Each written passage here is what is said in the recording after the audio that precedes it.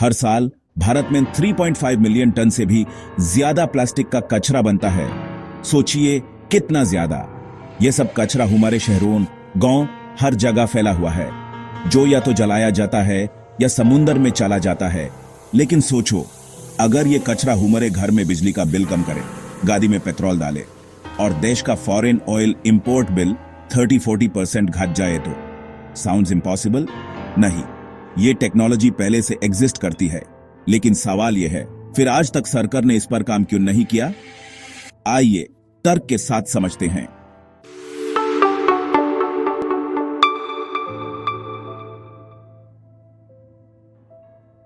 इस प्रोसेस का नाम है पायरोलिसिस।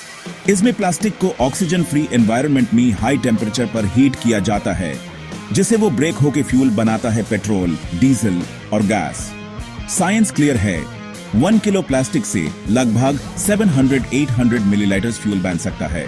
वेस्ट कम होता है, पोल्यूशन कम होता है और सस्ता फ्यूल मिलता है। जापान, यूएसए और कुछ यूरोपियन कंट्रीज में यह पायलट स्केल पे काम कर रहा है।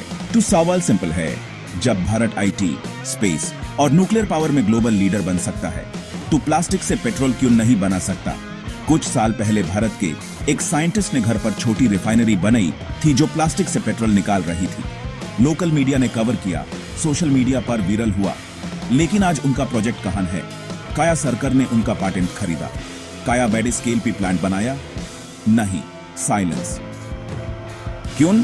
क्योंकि जब आपका देश हर साल लाखों करोड़ रुपए का क्रूड ऑयल इंपोर्ट करता है, तो ऑयल लॉबी और रिफाइनरी जायंट्स का प्रॉफिट इस टेक्नोलॉजी से गिर सकता है। और जब बड़े प्रॉफिट गिरते हैं, बड़े लोग हिल जाते हैं। हमारे नेता हर साल स्कीम्स में हजारों करोड़ बांध देते हैं। Ladli Behna, free ration, loan weavers.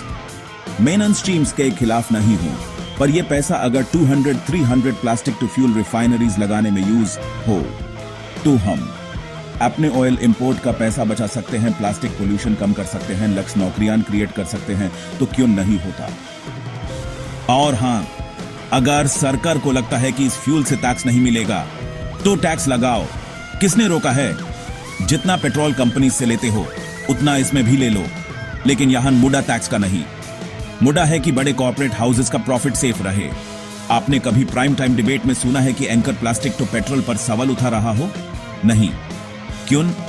क्योंकि जो चैनल्स चल रहे हैं, उनके एड्स का बड़ा हिस्सा वही ऑयल कंपनीज, ऑटो कंपनीज और उन्हीं कॉर्पोरेट्स से आता है जिनका बिजनेस इसे इफेक्ट होगा।